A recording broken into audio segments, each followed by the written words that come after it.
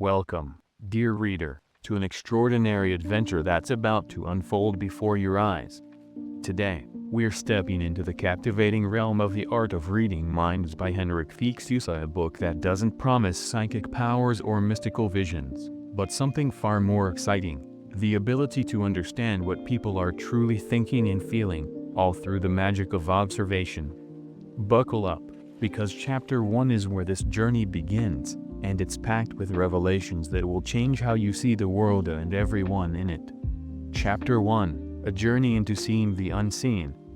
The rain tapped a restless rhythm against the cafe copyright window, a gray curtain blurring the world outside. I sat hunched over a lukewarm latte, the steam long gone, my notebooks played open on the table. I'd been scribbling notes from Henrik Fexeus' The Art of Reading Minds, trying to wrap my head around this so-called mind reading he kept talking about. It wasn't psychic mumbo-jumbo, he insisted, just observation, plain and simple. Still, it sounded too good to be true. Could you really know what someone was thinking just by watching them? That's when she walked in.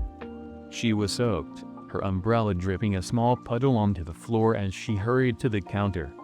Her dark hair clung to her forehead, and she flashed a quick, tight smile at the barista. "Cappuccino, please," she said, her voice bright but brittle, like glass about to crack. Her fingers drummed an anxious beat on the counter, and every few seconds, her eyes flicked to her phone, then to the door, then back again. She was a walking storm cloud, despite that chirpy tone. I didn't know her name, let's call her Sarah, but I couldn't look away. It wasn't just her nervous energy pulling me in, it was the way her body told a story her words didn't. Her shoulders were hunched, her jaw clenched, her feet tangled toward the exit like she was ready to sprint. And yet, when the barista asked, "Rough day?" she laughed a little too loud and said, "Oh, no, it's been great." Liar, I thought, not unkindly. She wasn't trying to deceive anyone. She was just a broken bar hiding. We all do it, don't we? Paint on a smile, say the right thing, keep the mess tucked away. But her body wasn't playing along. It was shouting the truth louder than her words ever could. That's when Fexeus' voice echoed in my head. Mind reading isn't about magic. It's about seeing what's already there. I flipped open my notebook, rereading the line I'd underlined twice. 93% of communication is nonverbal, 38% tone, 55% body language. Words? Just 7%. Sarah was a living, breathing case study. Her grade was a flimsy 7% funny section 8. The real story was in the other 93%. I decided to test it. When she sat down a few tables away, still glancing at her phone like it might bite her, I leaned over with a casual grin. "Long day, huh?" She froze, her coffee halfway to her lips, then let out a shaky laugh. "Is it that obvious?" And just like that, the mask cracked. The rainy days of revelation. That moment in the cafe copyright wasn't some grand epiphany with trumpets and flashing lights. It was quiet, subtly like the rain outside, steady and unassuming. But it changed everything. I'd always been the guy who took people at face value. If you said you were fine, I believed you. If you smiled, I assumed you were happy.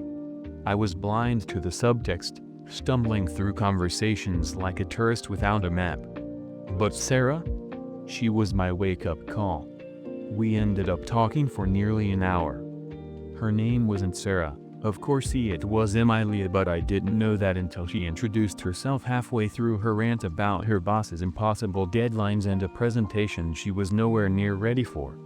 "I'm supposed to be there in 20 minutes, she groaned, rubbing her temples. "And I haven't even eaten lunch." I didn't solve her problems. I didn't need to. I just listened, nodded, and let her spill it all out. And it started with that one question: "A long day, huh?" Born from nothing more than noticing the obvious. Her body was screaming what her words wouldn't say. Fexeus calls this observation. It's the first brick in the foundation of mind reading. You don't need a crystal ball or PhD in psychology. You just need to look. Really look.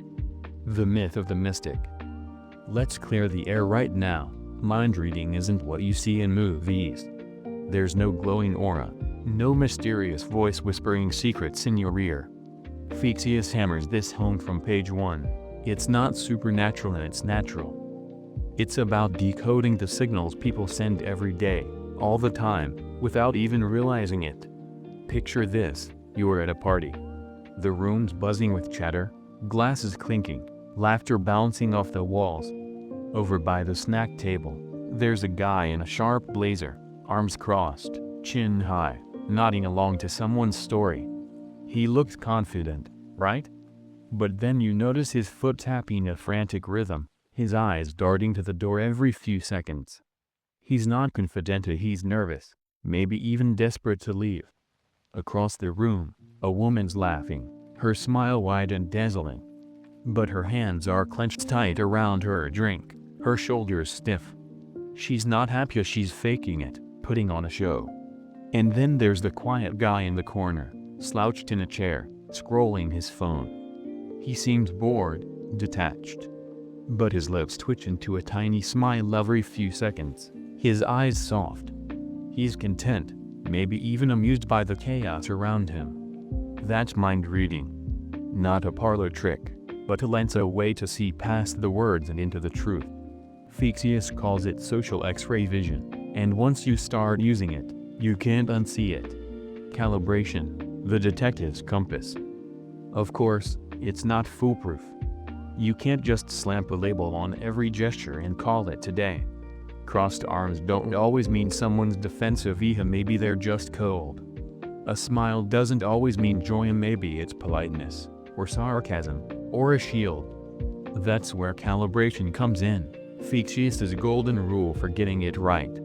Calibration is about knowing someone's baseline, their normal, so you can spot when something shifts. Take my friend Mike, for example.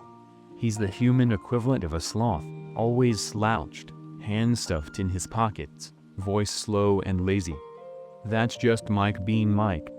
But a few weeks ago, I met him for lunch, and he was a different person. Sitting ramrod straight, hands fidgeting with his napkin, talking so fast I could barely keep up. "You okay, man?" I asked, squinting at him like he'd grown a second head.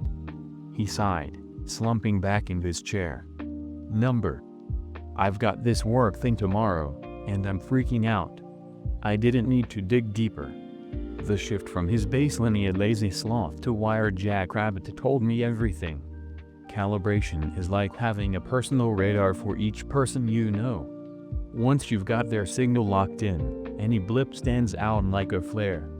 With Emily in the cafe copyright, I didn't have a baseline, she was a stranger. But I didn't need one. Her signals were so loud, so incongruent with her words, that anyone could have clocked it. Fexeus says that's the beauty of it. Sometimes the truth is so obvious, you just have to stop ignoring it. Empathy, the bridge between minds. Here's where it gets deep. Mind reading isn't about winning debates or catching liars in the act. It's not a weapon, it's a bridge. Fexeus says the heart of it all is empathy, caring enough to wonder what's really going on inside someone's head. When I asked Emily about her day, I wasn't trying to play Sherlock. I wasn't smugly tallying up her nonverbal cues like some smug detective. I just saw her stress and thought, man, that looks rough. My question came from curiosity, not calculation. And that's what opened the door. She didn't need me to fix her presentation or magically extend her deadline. She just needed someone to hear it to get it. You ever feel like you are drowning, and everyone's just smiling at you like nothing's wrong? She asked at one point, her voice low. Yeah, I said. All the time. That was it. No grand gestures, no profound advice. Just a moment of connection. Fexeus says that's the real power of mind reading, not control, but understanding. The 93% symphony. Let's break it down again. Because this stat still blows my mind, only 7% of what we communicate comes from words. The rest of 38% tone, 55% body language is the real music of human interaction. It's a symphony we're all playing, whether we know the notes or not. Think about the last time someone said, "I'm fine," but their voice was sharp, their arms folded tight. You didn't believe them, did you? Or when a friend says, "I'm so excited," but their eyes are dull, their shoulders slumped. You feel the lie before you even process it. Emily's great was a single note drowned out by a cacophony of tension at her tapping fingers, her darting eyes, her clipped tone. Words are the lyrics, sure, but the melody? That's where the truth lives. The experiment begins. Fexeus doesn't just leave you with theories, he gives you tools. After that rainy day, I started experimenting. He suggests a few exercises to sharpen your skills, and I dove in head first. People watching pro, I turned every grocery store line and bus stop into a live show. The guy shifting his weight, glancing at his watch, late for something. The woman smiling too hard at her kid, exhausted, faking patience. It's like reality TV with no script. Silent movie mode. I muted an old rom-com and tried to guess the plot from faces and gestures alone. The furrowed brows, the shy glances, the clenched fists, it was all there, clearer than dialogue. Mirror journal. After every conversation, I scribbled notes.